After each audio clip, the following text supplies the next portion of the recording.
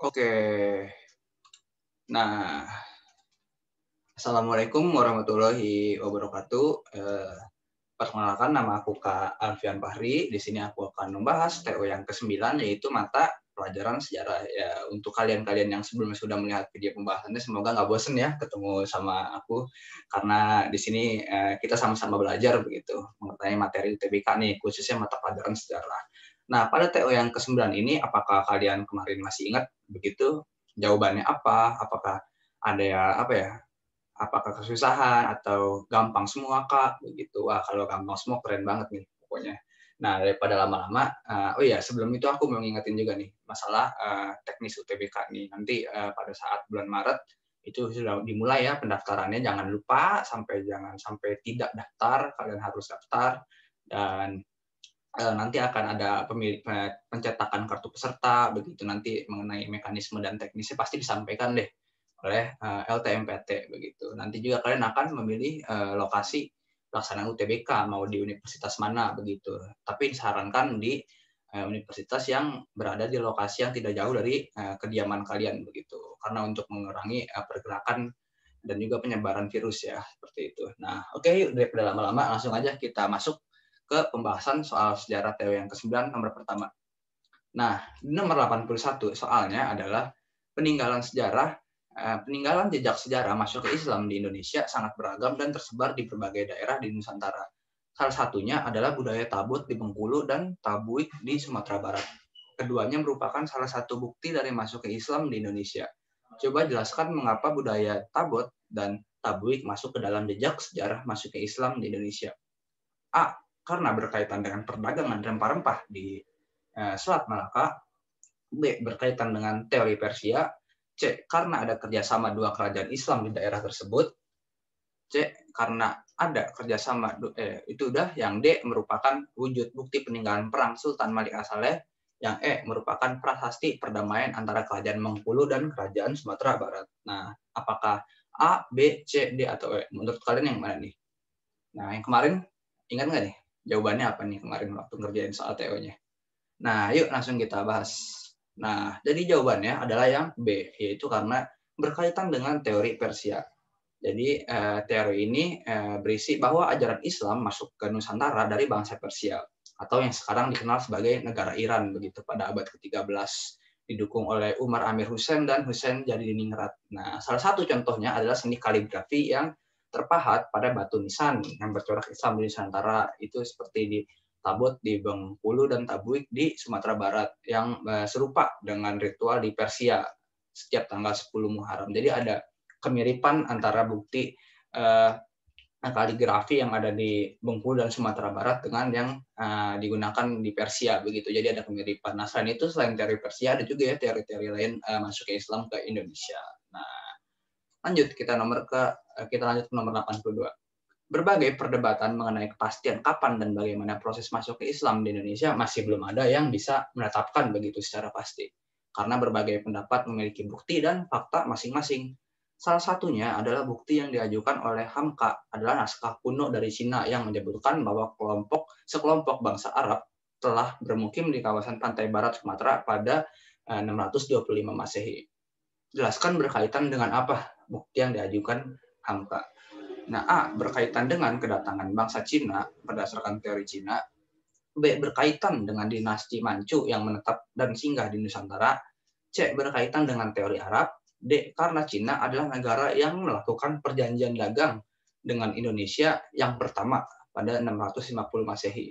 Atau yang E. Cina pernah bekerja sama dengan banyak kerajaan di Indonesia dalam hal rempah-rempah. Nah, yang A, B, C, D, atau E nih kira-kira nih. Nah, ini berkaitan dengan bukti nih masuk ke Islam di Indonesia, tapi yang diajukan oleh Hamka nih. Oke, yuk kita lihat jawabannya. Nah, jawabannya adalah yang C, berkaitan dengan kedatangan bangsa Cina berdasarkan teori Arab. Nah, masuk ke Islam di Indonesia diperkirakan berasal dari Timur Tengah, tepatnya Arab. Teori Arab atau yang sering disebut juga teori Mekah begitu. Ini didukung oleh J.C. Vandler, Anthony Huygens, T.W. Arnold, hingga Abdul Malik Karim Amrullah atau Buya Hamka nih. Nah, bukti yang diajukan Buya Hamka adalah naskah kuno dari Cina yang menyebutkan bahwa sekelompok bangsa Arab telah bermukim di kawasan pantai barat Sumatera pada abad 625 Masehi.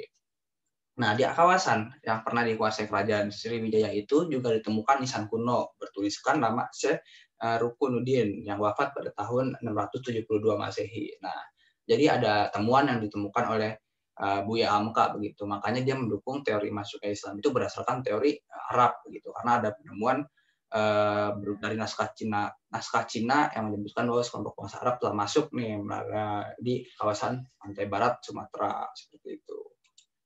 Nah, lalu nomor 83. Irian Barat merupakan salah satu pulau besar di Indonesia. Irian Barat mempunyai kekayaan alam yang melimpah mulai dari hasil hutan dan tambang. Karena kekayaan itulah Belanda pada saat zaman penjajahan di Indonesia berusaha keras mendapatkan Irian Barat. Lalu timbul gejolak sampai kepada masalah Irian Barat akan diadakan perundingan lagi dalam waktu 1 tahun setelah pengakuan kedaulatan RIS. Coba jelaskan bagaimana penyelesaian masalah tersebut. Apakah karena melalui konvensi meja bundar atau kita sering sebut KMB ya, karena mempertemukan pihak Indonesia dan Belanda. Yang B, melalui perjanjian Linggarjati sebagai karena salah satu keputusannya membahas pembagian daerah kekuasaan. Yang C, melalui perjanjian Renville karena berisi pembagian daerah kekuasaan termasuk Irian Barat. Yang D, melalui keputusan dekret Presiden 1959, atau yang E nih, melalui perantara Jepang sebagai upaya keadilan kedua belah pihak. Nah, ini tuh sebenarnya soalnya berkaitan dengan apa sih dan diselesaikannya dengan cara apa begitu yang ditanyakan. Nah, yuk daripada lama-lama langsung kita lihat jawabannya. Nah, jawabannya adalah yang A, yaitu melalui konferensi meja bundar atau KMB nih, karena mempertemukan pihak Indonesia dan Belanda. Nah, isi KMB itu adalah ada 3 nih yang terutama nih ya. Yang pertama adalah Belanda mengakui RIS atau Republik Indonesia Serikat sebagai negara yang merdeka dan berdaulat. Yang kedua adalah pengakuan kedaulatan dilakukan selambat-lambatnya tanggal 30 Desember 1949. Yang ketiga, masalah Irian Barat akan diadakan perundingan lagi dalam waktu 1 tahun setelah pengakuan kedaulatan Republik Indonesia Serikat. Nah, jadi itu isi-isinya. Jadi pada KMB ini Irian Barat itu diputuskan dirundingkan lagi nih 1 tahun setelah pengakuan. Jadi tidak langsung diputuskan pada saat konferensi meja bundar. Nah, yuk next lanjut. Nomor 84. Setiap negara memiliki sistem kenegaraan yang berbeda menyesuaikan dengan kondisi masyarakatnya. Ada negara yang pemilihan pemimpin melalui pemilihan umum yang bersifat bebas, adil, dan teratur. Coba analisislah negara yang melakukan pemilihan umum merupakan negara yang tergolong ke dalam A. Menerapkan demokrasi liberal pada negaranya. B. Menerapkan demokrasi terpimpin karena salah satu kebijakannya yaitu pemilihan umum. Yang C. Negara yang termasuk sosialis karena bersifat bebas. D. Menggunakan demokrasi terpusat sebagai upaya keadilan dan kesamaan hak suara. E. Termasuk ke dalam negara demokrasi Orde Baru. Nah, kalau ada pemilu, itu negara tersebut menganut sistem yang tergolong ke dalam apakah yang A, B, C, D, atau E nih. Yuk. Aku tunggu nih jawabannya nih. 1, 2, 3. Nah, langsung kita lihat jawabannya. Jawabannya adalah yang A, demokrasi liberal pada negaranya. Nah, di sini aku coba jelasin nih. Demokrasi liberalisme menyatakan bahwa sistem politik yang ideal butuh menggabungkan demokrasi mayoritas, yaitu pemerintah oleh rakyat. Berikut ciri demokrasi liberal, yaitu pemilihan umum bersifat bebas, adil, dan teratur. Yang kedua, terdapat pemisahan kekuasaan eksekutif, legislatif, dan yudikatif. Nah, yang ketiga lebih mengutamakan kepentingan pribadi dibandingkan kepentingan negara seperti itu. Nah, jadi kalau yang nomor 2 eksekutif, legislatif, yudikatif itu bisa kekuasaan ya. Kalau misalkan di Indonesia itu legislatifnya itu ada yang pembuat undang-undang, begitu itu ada DPR. Kalau yang eksekutifnya itu pemerintahan seperti presiden dan wakil presiden. Kalau yudikatifnya itu seperti Mahkamah Agung, Mahkamah Konstitusi seperti itu. Nah, lanjut. Nah, kita lanjut ke nomor 85. Nah, ini berkaitan dengan soal sejarah internasional ya. Jadi kan kita udah bahas nih kemarin dan soal barusan juga masih sejarah Indonesia. Kita coba sejarah luar negeri nih. Kira-kira apa ya? Bisa nggak nih atau ya semoga nambah pengetahuan kalian ya. Yang nomor 85 nih.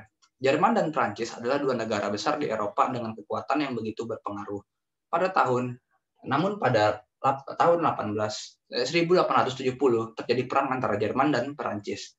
Sering disebut sebagai perang 1870. Coba jelaskan apa yang kalian ketahui mengapa perang Jerman dan Prancis bisa terjadi. Apakah karena A. Keinginan Jerman untuk mengambil alih pasar bebas karena selama ini dikuasai oleh Prancis. B. Prancis balas dendam karena Jerman telah mengelabui Prancis dalam perjanjian mengenai batas wilayah kedaulatan. Yang C. Ambisi Rusia untuk memperluas persatuan Jerman dan ketakutan Prancis akan pergeseran keseimbangan kekuatan Eropa. Yang D. Campur tangan Prancis dalam hal ekonomi Jerman mulai dari pajak dan dana perang. E. Prancis menyatakan keberatan atas kebijakan konferensi, namun Jerman menolaknya. Nah, kira-kira bisa nggak nih? Ayo, apa nih? A, B, C, D, atau E? Nih, ayo. Nah, jawabannya adalah yang C, ambisi Rusia untuk memperluas persatuan Jerman dan ketakutan Prancis akan pergeseran keseimbangan kekuatan Eropa. Nah, konflik ini disebabkan oleh ambisi Rusia untuk memperluas persatuan Jerman dan ketakutan Prancis akan pergeseran kekuatan Eropa yang terjadi jika Rusia berhasil. Beberapa sejarawan berpendapat bahwa Kanselir Rusia Otto von Bismarck dengan sengaja memprovokasi serangan Prancis untuk menarik negara-negara bagian selatan Jerman ke dalam aliansi dengan Konfederasi Jerman Utara yang didominasi Rusia. Seperti itu, guys. Nah, yuk next kita lihat soal berikutnya. Nomor 86. Nah, ini tentang kerajaan juga nih. Kerajaan di Indonesia memiliki peninggalan berbagai jenis dan rupa benda sejarah. Salah satu kerajaan yang terkenal adalah Kerajaan Kutai. Pada masa pemerintahannya, Kerajaan Kutai memiliki sebuah prasasti, yaitu Prasasti Yupa. Coba jelaskan bertujuan untuk apa Prasasti Yupa yang ada di Kerajaan Kutai. A. Untuk batas antar wilayah kerajaan. B. Sebagai alat keperluan raja dan ratu. C. Digunakan untuk mengikat hewan kurban hewan gitu, atau manusia yang dipersembahkan pada para dewa. Yang D. Digunakan untuk proses pemakaman adat yang memerlukan prasasti dalam penguburan jenazah. Yang E. Sebagai alat kesenian, yaitu berupa alat musik yang dimainkan. Nah, jadi menurut kalian apakah jawabannya A, B, C, D, atau E nih? Ayo, kemarin apa nih? Jawabannya apa kemarin? Ada yang ingat nggak nih? Oke, lanjut aja yuk kita lihat jawabannya. Nah, jawabannya itu adalah yang C, digunakan untuk mengikat kurban hewan atau manusia yang dipersembahkan kepada para dewa.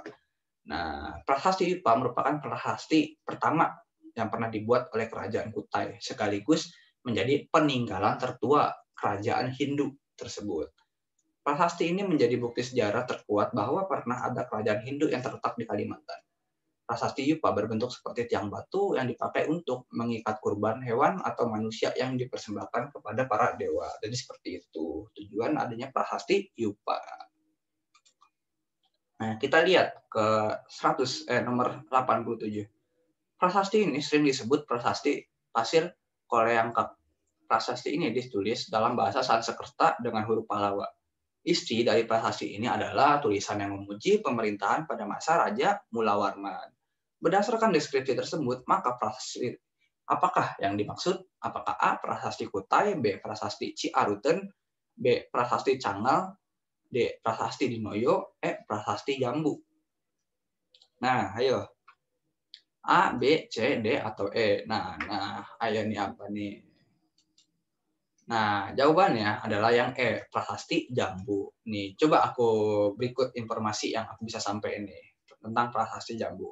Yang pertama, Prasasti Jambu yang disebut juga Prasasti Pasir Koleangkap ini ditulis dalam bahasa Sanskerta dengan huruf Pallawa, itu ciri pertama. Yang kedua, isi dari prasasti ini adalah tulisan yang memuji pemerintahan pada masa Raja Mulawarman. Yang ketiga, prasasti Jambu juga terdapat telapak kaki. Nah, yang keempat, prasasti jambu ditemukan di sekitar perkebunan jambu di Bukit Koleangkap sekitar 30 km di sebelah barat Bogor. Seperti itu. Nah, kita ke nomor 88. Nah, secara internasional lagi nih, guys. Oke. Jangan ini ya, jangan apa? Jangan, wah, soalnya kayaknya susah, jangan. Kita bahas kok, kita belajar bareng-bareng. Nah, nomor 88. Amerika Serikat adalah negara yang memiliki pengaruh dalam kebijakan negara di seluruh dunia. Namun, Amerika juga tidak terlepas dari perubahan sosial yang dialaminya. Salah satunya adalah peristiwa penting yaitu Revolusi Amerika.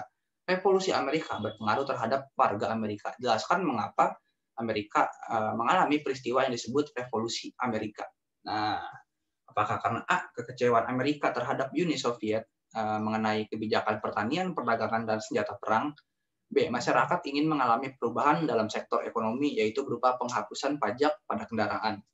Yang C, kekecewaan penduduk 13 koloni di Amerika terhadap kebijakan pemerintah Inggris. D, adanya penemuan baru di bidang teknologi seperti mesin uap dan produksi barang yang menyebabkan perubahan dalam sistem ketenaga kerjaan. Yang E, yaitu intervensi yang dilakukan pemerintah Prancis dalam hal daerah kekuasaan yang menyebabkan perubahan sikap Amerika seperti itu. Nah, jawabannya adalah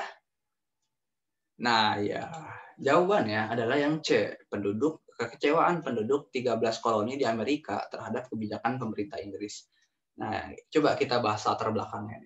Latar belakang revolusi Amerika itu tadi kekecewaan ya.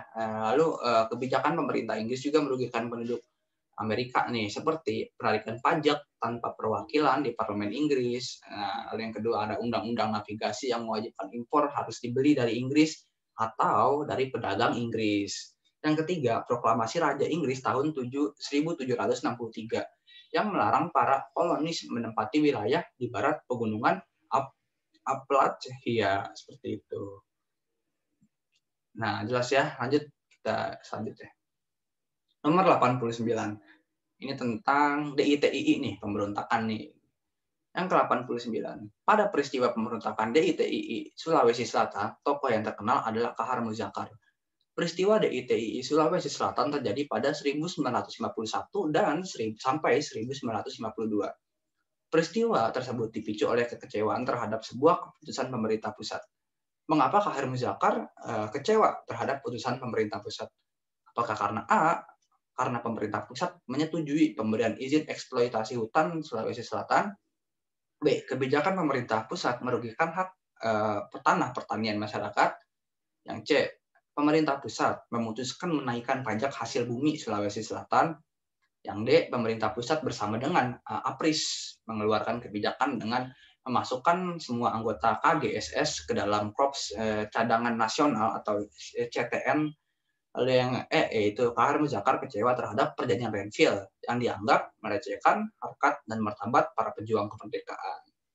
Nah, kenapa DITI Sulawesi Selatan, salah satu tokohnya Kahar Muzakar tuh kecewa guys dengan putusan pemerintah pusat nih. Kira-kira kenapa? Nah, jawabannya adalah yang D. Pemerintah pusat bersama dengan pimpinan APRIS mengeluarkan kebijakan dengan memasukkan semua anggota KGSS ke dalam Korps Cadangan Nasional. Nah, kita lihat sejarahnya nih. Pada awalnya, gerakan DITI tersebut bermula dari Kahar Muzakar menempatkan laskar rakyat Sulawesi Selatan ke dalam lingkungan APRIS atau Angkatan Perang Republik Indonesia Serikat.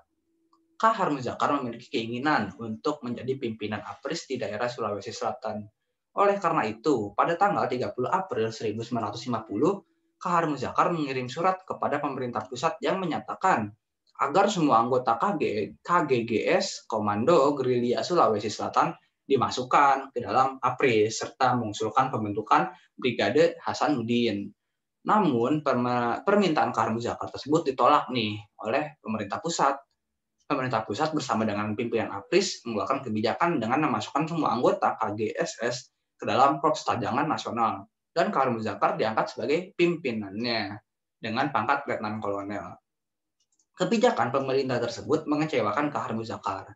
Pada tanggal 17 Agustus 1951, Kahar Muzakar bersama pasukannya melarikan diri ke hutan. Lalu pada 1952, Kahar Muzakar menyatakan bahwa wilayah Sulawesi Selatan telah menjadi bagian dari negara Islam Indonesia, pimpinan Kartosuwiryo. Seperti itu sejarahnya. Nah, lanjut kita ke nomor 90. Peninggalan kitab kuno di Indonesia sangat banyak dan memiliki makna isi yang berbeda.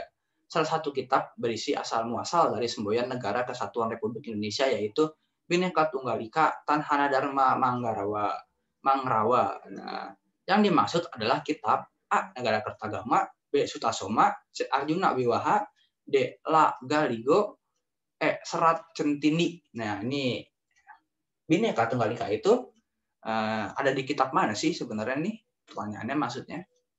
Oke, kita lihat jawabannya. Jawabannya adalah yang B, Sutasoma. Nah, Sutasoma merupakan karya sastra peninggalan sejarah Kerajaan Majapahit yang dikarang oleh Empu Tantular. Kitab Sutasoma ini berisi tentang kisah perjalanan Sutasoma, anak raja yang memilih keluar dari kerajaan untuk belajar menjadi pendeta Buddha.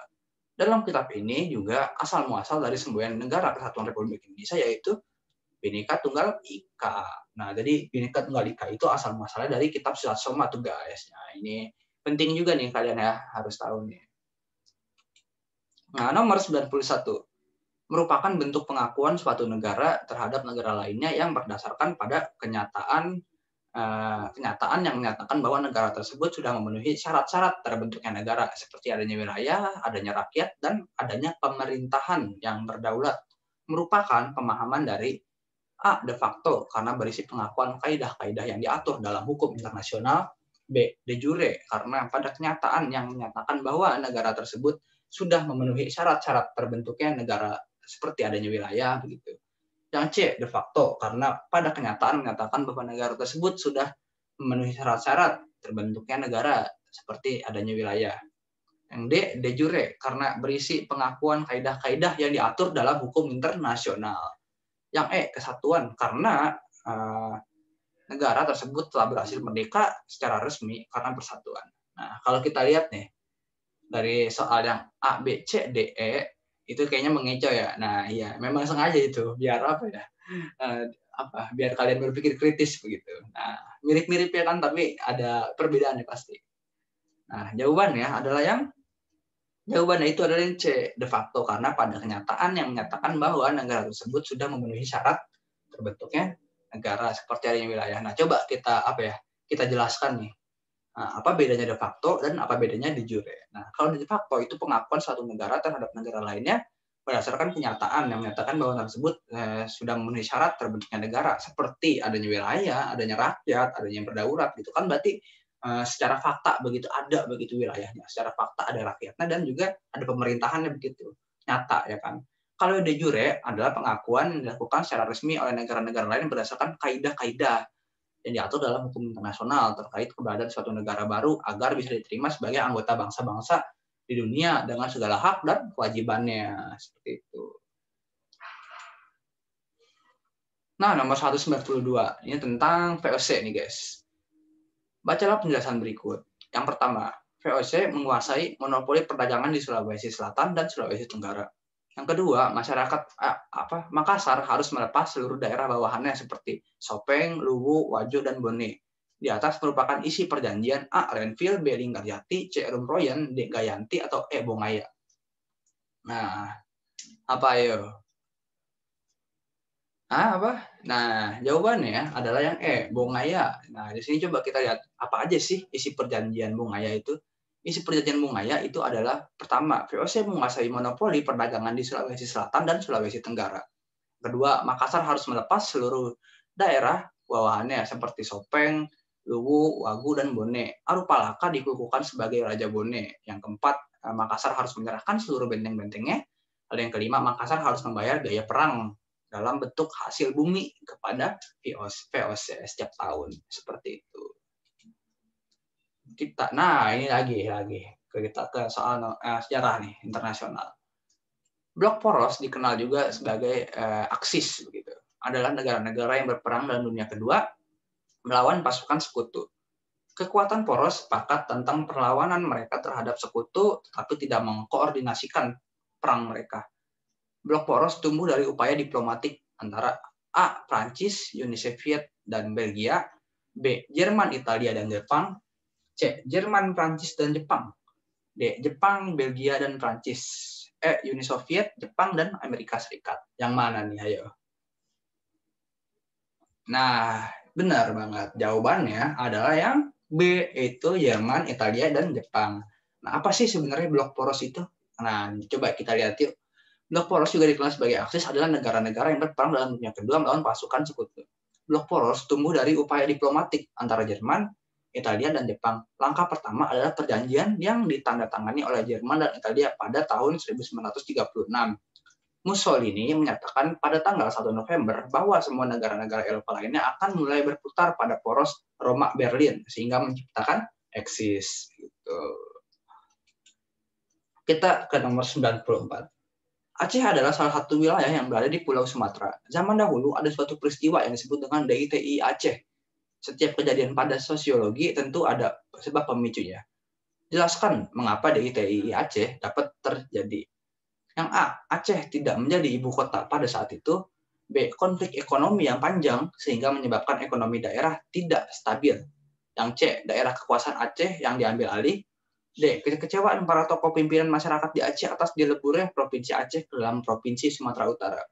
Yang E, kebijakan pemimpin yang tidak sesuai dengan kondisi Aceh. Nah, kenapa tuh DITI di Aceh bisa terjadi? Nah, ayo kenapa? Nah, jadi DITI ini ada nggak cuma di Aceh ya, ada juga di Jawa Barat, Jawa Tengah, Sulawesi Selatan, begitu. Nah, kita lihat jawabannya. Jawabannya adalah D, kekecewaan para tokoh pimpinan masyarakat di Aceh atas dileburnya Provinsi Aceh ke dalam Provinsi Sumatera Utara. Alasan utama yang menjadi latar belakang dari gerakan DITI Aceh adalah kekecewaan para pemimpin masyarakat di Aceh atas dileburnya Provinsi Aceh ke dalam Provinsi Sumatera Utara yang beribu kota di Medan. Peleburan provinsi itu seakan mengabaikan jasa baik masyarakat Aceh ketika perjuangan mempertahankan kedaulatan negara Republik Indonesia di masa revolusi fisik kemerdekaan Indonesia. Kekhawatiran kembalinya kekuasaan para uli balang yang sejak lama telah menjadi pemimpin formal pada lingkup adat dan politik di Aceh. Seperti itu. Kita lanjut ke nomor 95. Ada berbagai persiapan yang dilakukan para pejuang sebelum mengumumkan hari kemerdekaan pada 17 Agustus 1945. Salah satunya membentuk Panitia 9. Panitia tersebut dibentuk pada sidang Ketua BPU PKI, yaitu pada tanggal 10 sampai 16 Juli 1945. Jelaskan mengapa Panitia 9 tersebut dibentuk. Apakah karena A, karena pemerintah Jepang untuk mempersiapkan kemerdekaan perintah Jepang begitu. Yang B, sebagai bentuk antisipasi kegagalan kemerdekaan. Yang C, sebagai wujud desakan kaum pemuda terhadap Soekarno. Yang D, untuk membantu tugas PPKI dalam merumuskan Undang-Undang Dasar 1945. Atau yang E, karena rumusan dasar negara Indonesia oleh BPU PKI belum juga terbentuk. Nah, yang mana nih? Nah, iya, benar. Jawabannya adalah yang E, karena rumusan dasar negara Indonesia oleh BPU PKI belum juga terbentuk. Itu merupakan latar belakangnya nih. Maka dari itu BPU PKI istirahat selama sebulan penuh dan digantikan sementara oleh Panitia 9. Nah, ketua dari Panitia 9 itu adalah Insinyur Soekarno, wakilnya DRS Muhammad Hatta begitu. Nah, di sini juga ada anggotanya nih.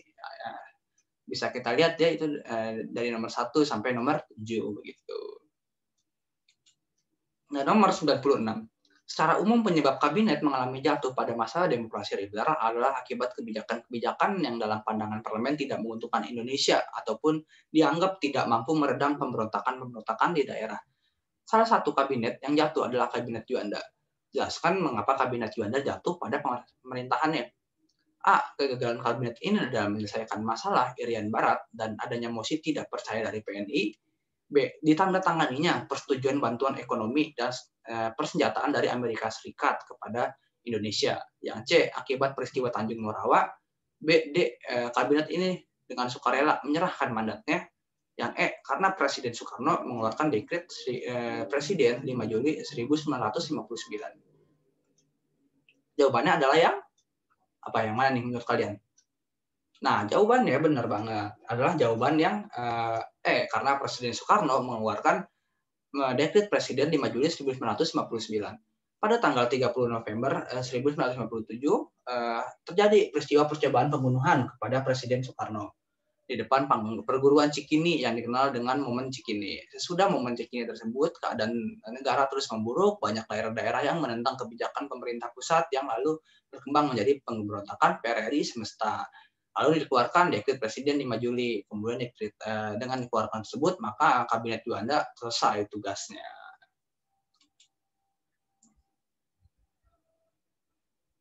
Nah, nomor 97.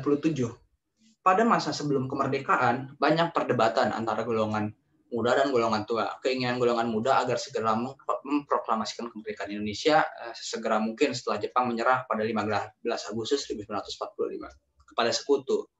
Merupakan bagian dari peristiwa Bandung Lautan Api karena pemuda ingin segera diproklamasikan kemerdekaan. B. Peristiwa Rengas Dengklok karena perbedaan pendapat golongan tua dan golongan muda. Yang C. Peristiwa Surabaya karena dominasi golongan tua terhadap kebijakan negara. Yang D. Gerakan disintegrasi karena perbedaan pendapat yang dipicu perpecahan. Yang memicu perpecahan. Yang E. Gerakan kemerdekaan, yaitu gerakan dalam upaya proses penyusunan kemerdekaan Republik Indonesia. Jawabannya adalah yang Jawabannya benar banget yang B, itu peristiwa Rengas Dengklok. Itu peristiwa terjadi perbedaan pendapat ya guys antara golongan tua dan golongan muda, di mana golongan tua itu ingin bukan memperlambat sebenarnya, tapi lebih kepada berhati-hati menunggu waktu begitu untuk waktu yang pas untuk memerdekakan proklamasi Indonesia. Sementara golongan muda tuh ingin sesegera mungkin begitu secepatnya setelah Jepang menyerah begitu. Intinya seperti itu kalau di peristiwa Rengas Dengklok. Ini juga ada penjelasan lainnya ya, bisa kalian lihat juga. Nah, nomor 98. Perebutan pangkalan udara, andir, dan pabrik senjata bekas artileri konstrukti Winkel, pembentukan Majelis Dewan Perjuangan dan tidak ditanggapinya ultimatum sekutu pada 21 November 1945 merupakan latar belakang dari A. Bandung Lautan Api, B. Peristiwa Rengas Dengklok, C. Pertempuran Surabaya, D. Gerakan disintegrasi, E. Gerakan kemerdekaan. Jawabannya adalah yang jawabannya adalah yang Bandung Lautan Api. Nah, yuk coba kita lihat apa aja sih latar belakang dari penyebab terjadinya peristiwa Bandung Lautan Api. Yang pertama yaitu kemarahan sekutu atas usaha pemuda untuk merebut pangkalan udara Andir dan pabrik senjata. Nah, yang kedua adalah pembentukan Majelis Dewan Perjuangan yang dipimpin Panglima TKR Aruji Kartawinata yang terdiri atas wakil-wakil TKR. Yang ketiga, tanggal 21 November 1945, Sekutu mengeluarkan ultimatum agar para pejuang menyerahkan senjata dan mengosongkan Bandung Utara. Ternyata ultimatum ini tidak diindahkan oleh pihak pejuang. Insiden terjadi, para pemuda melakukan penyerobotan terhadap kendaraan-kendaraan Belanda yang berlindung di bawah Sekutu. Nah, nomor 99. Pada zaman dahulu, kebudayaan di Indonesia sangat kental di berbagai aspek kehidupan seperti proses upacara adat, kegiatan keagamaan, dan proses meninggalnya seseorang. Salah satu hal yang digunakan pada zaman dahulu adalah waruga. Jelaskan apa itu waruga yang sering digunakan pada zaman dahulu. Nah, jadi waruga itu apa sih? Pilihannya adalah A. Suatu tempat untuk menyimpan jenazah, B. Batu tunggal, biasanya berukuran besar yang ditata seperlunya sehingga berbentuk tugu, C. Meja batu, tempat meletakkan sesaji, D. Kuburan kuno orang Minahasa yang terbuat dari dua batu berbentuk segitiga dan kotak. Yang E. Struktur tata ruang yang berupa teras. Jawabannya adalah yang D. Kuburan kuno orang Minahasa yang terbuat dari dua batu berbentuk segitiga dan kotak. Nah, tadi kan di pilihan A, B, C, D-nya banyak tuh pilihan opsi lainnya. Coba kita bahas yuk satu-satu. Yang pertama adalah sarkofagus adalah suatu tempat untuk menyimpan jenazah. Sarkofagus umumnya dibuat dari batu. Yang kedua adalah menhir adalah batu tunggal, biasanya berukuran besar yang tertata berbentuk tugu seperti itu. Yang ketiga, dolmen adalah meja batu, tempat meletakkan sesaji untuk persembahan kepada roh nenek moyang. Yang keempat, waruga adalah kuburan kuno orang Minahasa yang terbuat dari dua batu berbentuk segitiga dan kotak. Yang kelima, punden berundak atau teras berundak adalah struktur tata ruang bangunan yang berupa teras. Seperti itu. Nah, nomor 100. Kabinet pada masa demokrasi liberal di Indonesia didominasi oleh kalangan yang berasal dari partai politik. Dalam suatu kabinet pernah terdiri dari kabinet yang anggotanya berasal dari kalangan ahli dan profesional. Kabinet yang dimaksud adalah A. Kabinet Nasir, B. Kabinet Sukiman Suwirjo, C. Kabinet Wilopo, D. Kabinet Ali Sastroamidjojo I, E. Kabinet Juanda. Nah, kabinet mana yang isinya anggotanya merupakan dari kalangan profesional atau ahli begitu? Nah, jawabannya adalah yang E. Kabinet Juanda pada 9 April 1957 sampai 5 Juli 1959. Kabinet ini itu isinya kalangan profesional nih. Adapun 5 program kerjanya atau disebut pancakarya, yaitu membentuk Dewan Nasional, normalisasi keadaan RI, melanjutkan pembatalan KMB, memperjuangkan Irian Barat kembali ke Republik Indonesia, dan kelima mempercepat pembangunan. Seperti itu. Nah, aku rasa semua soal udah terjawab, semuanya yang sudah sampai nomor 100 juga, dan semoga berdasarkan penjelasan aku kalian dapat memahaminya, dan kalian bisa banget nih ketika nonton video ini, lalu aku ngejelasin begitu sambil dicatat, begitu buat tulisan, sambil di stop juga kan bisa tuh videonya. Nah, nanti kalian catat apa saja yang penting-pentingnya seperti itu.